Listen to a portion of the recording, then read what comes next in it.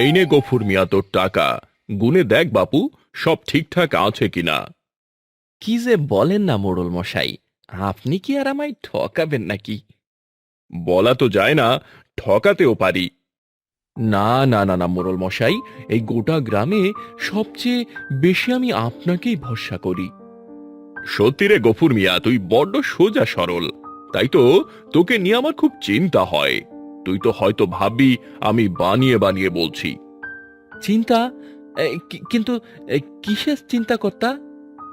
আরে বাবা, তোর ঘরের যা অবস্থা, তাতে আমার খুব ভয় হয়। রোজ এতগুলো টাকা নিয়ে বাড়িতে রাখিস, চারপাশে যে চোর ছেচোরের উৎপাত, যদি কখনো ওগুলো চুরি হয়ে যায়, তখন তো তুই খুব বিপদে পড়ে যাবি। মোড়লের কথা শুনে গফুর মিয়া মাথা চুলকাতে চুলকাতে বলল, কথাটা তো আপনি মন্দ বলেননি মোড়ল মশাই। হ্যাঁ রে, তাই তো বলছিলাম, তোকে নিয়ে আমার বড্ড চিন্তা হয়। আসলে মোড়ল মশাই, টাকাগুলো আমি সেজন্যই গোছাচ্ছি। ভেবেছি এবার বর্ষাটা গেলে বাড়িটা একটু মেরামত করব। সে না হয় বুঝলাম, কিন্তু তার আগেই যদি টাকাগুলো হাতছাড়া হয়ে যায়, তখন তো আর কিছু করার থাকবে না। মোড়লের কথা শুনে গফুর মিয়াও এবার খুব চিন্তায় পড়ে গেল। এরপর বলল, এবার তো দেখছি আপনি আমাকে চিন্তায় ফেলে দিলেন মোড়ল মশাই। মোড়ল মশাই, আপনার মাথায় তো অনেক বুদ্ধি। আমি মূর্খ চাষি, দয়া করে আমায় একটা বুদ্ধি দিন, নইলে তো আমার কষ্টের টাকাগুলো সব জলে যাবে। আহা, এত ভাবছিস কেন? বেশ, তুই বরং একটি কাজ কর, টাকাগুলো তোর কোনো বিশ্বস্ত মানুষের কাছে জমা রাখ। এরপর যখন টাকার অঙ্ক বেড়ে যাবে, তখন না হয় সেগুলো নিয়ে বাড়ির কাজে হাত দিবি, কেমন? মোড়লের কথা শুনে এবার গফুর মিয়া বলল, বিশ্বস্ত মানুষ? এই গ্রামে তো সবচেয়ে বিশ্বস্ত মানুষ আপনি, মোড়ল মশাই। তাহলে এই টাকার ভারটা না হয় আপনাকেই দেই। না না না না, তুই কি বলছিস? না বাপু, এত বড় ভার আমি নিতে পারবো না। দয়া করে না করবেন না মোড়ল মশাই, আপনাকে ছাড়া আমি আর কাকেই বা তো ভরসা করতে পারি বলুন। দয়া করে আপনি এই টাকাগুলো রাখুন। গফুরের আকুতি মিনতি শুনে অবশেষে মোড়ল বলল, বেশ, তুই যখন এত করে বলছিস, তাহলে আমি না হয় রাখবো টাকাগুলো। তবে বেশি দিন কিন্তু রাখতে পারবো না বাপু, এসব আমার খুব ভয় হয়। কি যে বলেন না মোড়ল মশাই, আপনার আবার কিসের ভয়? বললাম তো, বর্ষাটা গেলেই আমি বাড়ির কাজে হাত দিব। এই তো মাত্র কদিনেরই ব্যাপার। বেশ, তুই যা ভালো বুঝিস। তাহলে এই টাকাগুলো আপনার কাছেই রাখুন, আমি বরং বাড়ি ফিরে যাই। এই বলে গফুর মিয়া বাড়ির দিকে রওনা হলো। তখন মোড়ল হাসতে হাসতে তার লেঠেলকে বলল, দেখলি তো লেঠেল, গফুর মিয়া বেটাকে কি করে বোকা বানালাম। হ্যাঁ মোড়ল মশাই, আপনার বুদ্ধির কোনো জুড়ি নেই। এক কথাতে এতগুলো টাকা নিয়ে নিল। সবে তো শুরু। এক এক করে ওর ঘরের সব টাকা আমার কাছে দিয়ে আসবো। বেটা মূর্খ চাষি এবার বুঝবে আমাকে বিশ্বাস করার কি ফল। এই বলে মোড়ল মশাই জোরে জোরে হাসতে লাগলো। ওদিকে গফুর মিয়া বাড়িতে ফিরেই তার স্ত্রী জাহানারাকে ডাকতে লাগলো। গিন্নি, ও গিন্নি, এই কোথায় গেলে? তাড়াতাড়ি একবার এদিকে এসো। আরে, তুমি এত তাড়াতাড়ি মাঠ থেকে ফিরে এলে যে? হ্যাঁ গো, দেখছো না আকাশে কেমন মেঘ করেছে, তাই ভাবলাম আজ একটু জলদি জলদি বাড়ি ফিরে আসি। বেশ, তো ভালোই করেছো। তুমি হাত মুখ ধুয়ে বসো, আমি এখনই তোমার খাবার নিয়ে আসছি। আরে না না না, আমি এখন খাবো না। আমাকে আবার মোড়ল মশাইয়ের বাড়িতে যেতে হবে এখন। সে কি গো, এখন আবার মোড়ল মশাইয়ের বাড়িতে যাবে কেন? জাহানারার প্রশ্নের উত্তরে গফুর মিয়া এক এক করে জাহানারাকে সব খুলে বলল। সব শুনে জাহানারা বলল, এসব তুমি কি বলছো? এটা কি ঠিক হবে? কি যে বলো না, বেঠিকের আবার কি আছে? আমাদের ঘরের যে অবস্থা, তার উপর চারপাশে চোর শাসরেরও কমতি নেই। এত কষ্টের টাকাগুলো যদি চুরি হয়ে যায়, তখন আমাদের কেমন বিপদ হবে বলো তো? আহ, তাই বলে? আহা, এত ভাবছো কেন? মোড়ল মশাই খুবই ভালো মানুষ। এই, যাও যাও, দেরি করো না। তুমি বরং আলমারি থেকে টাকাগুলো নিয়ে এসো। বৃষ্টি চলে এলে আবার মোড়ল মশাইয়ের বাড়ি যাওয়া বিপদ হয়ে যাবে। জানি না বাপু, আমার তোমাকে নিয়ে খুব ভয় হয়। তুমি যা সোজা সরল মানুষ, এই সরলতার সুযোগ নিয়ে যদি কেউ তোমায় বোকা বানায়। আহা, বললাম তো অত ভেবো না। তাছাড়া আল্লাহ তো আছেন, তিনি নিশ্চয়ই আমাকে সাহায্য করবে। যাও যাও, দেরি না করে এই টাকাগুলো নিয়ে এসো।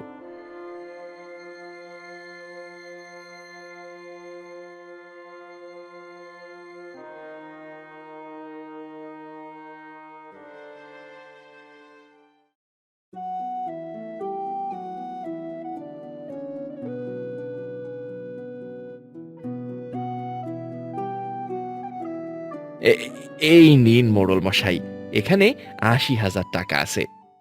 বাপরে, দেখ গফুর মিয়া, এখনো সময় আছে। তুই কিন্তু চাইলে টাকাগুলো নিজের বাড়িতেই রাখতে পারিস।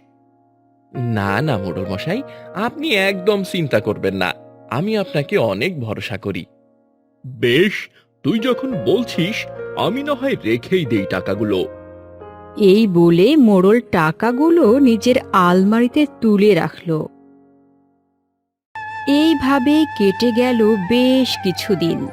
একদিন বিকেলে গফুর মিয়া তার স্ত্রী জাহানারাকে বলল, বুঝলে গিন্নি, এই বর্ষা তো প্রায় চলেই গেল। এবার বাড়ির কাজে হাত দেব। হ্যাঁ গো, এভাবে আর থাকা যায় না। সবই তো বুঝি, এমনি তো আর এত কষ্ট করে খেয়ে না খেয়ে টাকাগুলো জমাইনি। বাবা, ও বাবা, এবার কিন্তু আমাকে একটা সাইকেল কিনে দিতেই হবে। এই দেবো মা, দেবো। এই গরমে এত কষ্ট করেছি কাদের জন্য? তোদের জন্যই তো করেছি, যাতে তোদের এই ছোট ছোট শখ আর ইচ্ছেগুলো পূরণ করতে পারি। শুধু সবার কথা ভাবলেই হবে? নিজের কথাও একটু ভাবো। সেই কবে থেকে দুটো ছেঁড়া জামা পরে বেড়াচ্ছ। মোড়ল মশাইয়ের কাছ থেকে টাকাগুলো আনলে সবার আগে নিজের জন্য একটা নতুন জামা কিনবে। ধুর, আমারও সব লাগবে না। যাকে যাক সেসব কথা। এই এখন আলমারি থেকে কালকের ওই ২০,০০০ টাকা নিয়ে এসো দেখি। বলছিলাম, সবই তো মোড়ল মশাইয়ের কাছে দিয়ে এসেছো, কিছু টাকা নিজের কাছে রাখলে হয় না? আহা, তোমাকে না বলেছি এত চিন্তা করবে না। মোড়ল মশাইয়ের কি টাকার অভাব আছে নাকি, যে সে তোমার আমার টাকায় হাত দেবে? তবুও ভয় হয়। বেশ, এই তোমাকে আর ভয় থাকতে হবে না। দেখি পরশু সকালেই সব টাকা নিয়ে আসবো, কেমন? কি মজা, কি মজা, কি মজা! টাকা আসলেই আমার নতুন সাইকেল আসবে। কি মজা, কি মজা! এই সব হবে মা, সব হবে। যাও তো গিন্নি, এই টাকাগুলো নিয়ে এসো। গফুরের কথায় জাহানারা টাকাগুলো নিয়ে আসলো। এরপর সেগুলো নিয়ে গফুর মিয়া রওনা হলো মোড়লের বাড়ির দিকে।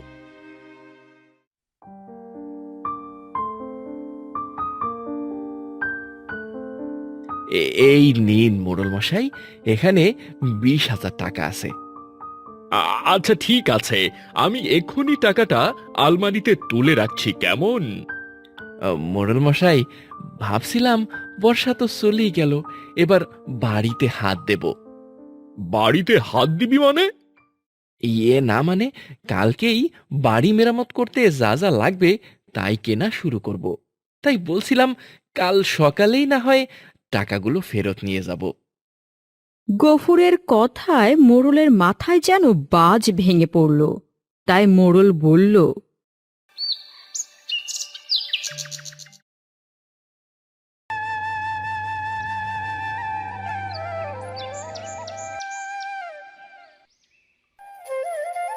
পরদিন সকালে গফুর মিয়া মোড়লের বাড়িতে এসে মোড়লকে বলল, সত্যি মোড়ল মশাই, আপনার কাছে আমি চির ঋণী হয়ে থাকব। এই দিন মোড়ল মশাই, এবার আমার টাকাগুলো দিন। টাকা? কিসের টাকা?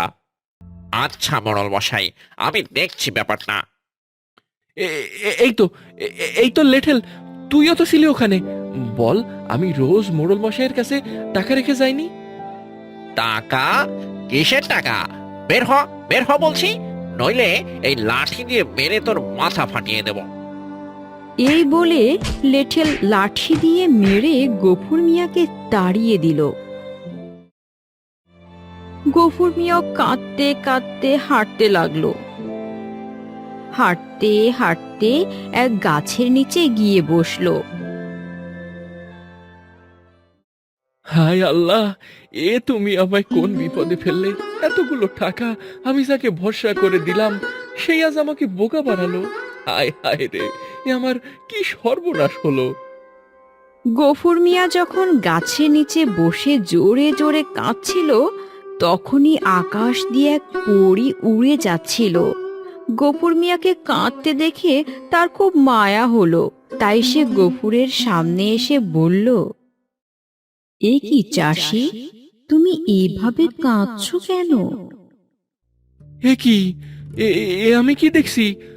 তুমি কি সত্যিকারের পরী নাকি? হ্যাঁ চাষি, আমি পড়ি। এবার বলো তো, তুমি এভাবে কাঁদছো কেন? সে কি, এই মোড়ল তো তাহলে খুব দুষ্টু। না, ওকে তো এত সহজে ছাড়া ঠিক হবে না, ওকে শাস্তি দিতেই হবে। না না, উনি আমার যা ক্ষতি করুক না কেন, আমি ওনার কোনো ক্ষতি চাই না। আমি চাই উনি শুধু সত্যি কথাটা বলুক, আর আমার কষ্টের টাকাগুলো আমায় ফিরিয়ে দিক। গফুরের কথা শুনে পরী খুশি হয়ে বলল, সত্যি চাষি, তুমি খুবই সরল আর সৎ একজন মানুষ। আমি তোমাকে অবশ্যই সাহায্য করব। দেখবে ও সত্যি কথাটা বলতে বাধ্য হবে। সত্যি? সত্যি বলছো? হ্যাঁ, সত্যি বলছি। তবে একটা কথা, কাল সালিশে যাওয়ার সময় তুমি শুধু আমাকে সেখানে নিয়ে যেও। বেশ, তাই হবে। এই বলে গফুর মিয়া বাড়িতে ফিরে গেল।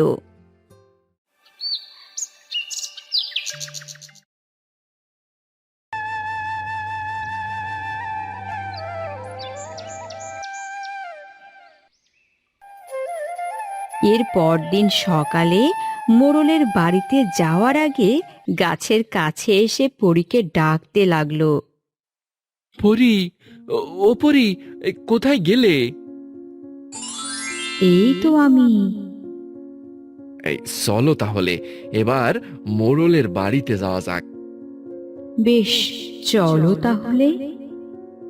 এই বলে পরী গফুর মিয়াকে অনুসরণ করে উড়ে উড়ে মোড়লের বাড়িতে পৌঁছে গেল। দেখুন সবাই, এই সেই শয়তান চাষি যে কিনা আমায় মিথ্যা দোষারোপ করেছে। আমি নাকি ওর টাকা আত্মসাৎ করেছি। না না, এ তো ভারী অন্যায়। কিরে গফুর মিয়া, সত্যি করে বল, তুই কি এমনটা করেছিস? না, আমি কোনো মিথ্যে বলিনি। মিথ্যে বলেছে ওই মোড়ল আর তার লেঠেল। ওই মোড়ল আমাকে কুবুদ্ধি দিয়ে আমার সব জমানো টাকা নিজের কাছে রেখেছে। তুই যে সব বলছিস, এর কি কোনো প্রমাণ আছে? না, একমাত্র আল্লাহই আমার প্রমাণ। তিনি চাইলে ওই মোড়ল নিজেই সত্যিটা স্বীকার করবে। গফুর মিয়া এ কথা বলা মাত্রই আকাশে উড়তে থাকা পরী তার জাদুর কাঠি দিয়ে মোড়ল ও মোশাররফের উপর জাদু করলো আর বলল, হা হা হা হা হা, এবার বেটা মোড়ল বুঝবে সত্যি বলার জ্বালা কি। এবার থেকে মোড়ল যাই বলবে তা সত্যি হয়েই বেরোবে। এ কথা বলার সাথে সাথে চারপাশটা সোনালি আলোয় ঝলমল করে উঠল।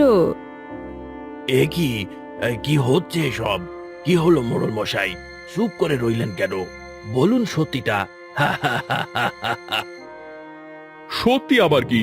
হ্যাঁ, আমি শয়তানি করে গফুর মিয়াকে বোকা বানাতে বুদ্ধি দিয়েছিলাম, ও যাতে ওর সব টাকা আমার কাছে জমা রাখে। হায় হায় মোড়ল মশাই, এসব আপনি কি বলছেন? আরে হ্যাঁ, আমিও তো ওখানেই ছিলাম। কথাটা গোপন রাখতে মোড়ল মশাই আমাকেও তো কম টাকা দেয়নি। হায় হায়, আমি আবার এসব কি বলছি? মুখ দিয়ে এমন সত্যি কথা বেরিয়ে যাচ্ছে কেন? তাই তো, তুইও তো কম যাস না। ভেবেছিলাম গফুর মিয়াটাকে বোকা বানিয়ে ওর সব টাকা হাতিয়ে নিব। হায় হায় হায় হায়। এর মানে গফুরের কথাই সত্যি? তাই তো মনে হচ্ছে। না না, একে আর মরল রাখা যাবে না, আজই ওকে পুলিশে দিতে হবে। শয়তান মরল, বল বল বল, টাকা কোথায় রেখেছিস? ওই তো আমার আলমারিতেই রাখা আছে। হায় হায় হায়, আমি এসব সত্যি কথা কেন সবাইকে বলছি? হায় হায় হায় হায়। আমাদেরকে ক্ষমা করে দে গফুর মিয়া, তোকে আমরা ভুল বুঝেছি। আসলে আমরা বরাবর ক্ষমতাধর লোকদের কথাই বেশি বিশ্বাস করি, আর যারা গরিব তাদেরকেই ভুল বুঝি। না না, আপনারা কেন ক্ষমা চাইবেন? ভুল যা করেছে তা ওই মোড়ল আর লেঠেল করেছে। ঠিক তাই, তবে এই মরলকে আমরা ছাড়বো না। ওকে আর ওর লেঠেলকে আজই পুলিশে দেব। ধরো ধরো দুটোকে। এই বলে গ্রামবাসী মোড়ল আর লেঠেলকে মারতে লাগলো। ওরে বাবা রে, ওরে ওরে, মরে গেলাম রে।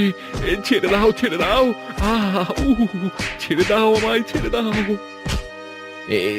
ছেড়ে দিন ওদেরকে, দয়া করে ওদেরকে মারবেন না। ওদের যা শাস্তি তা পুলিশই ওদেরকে দেবে।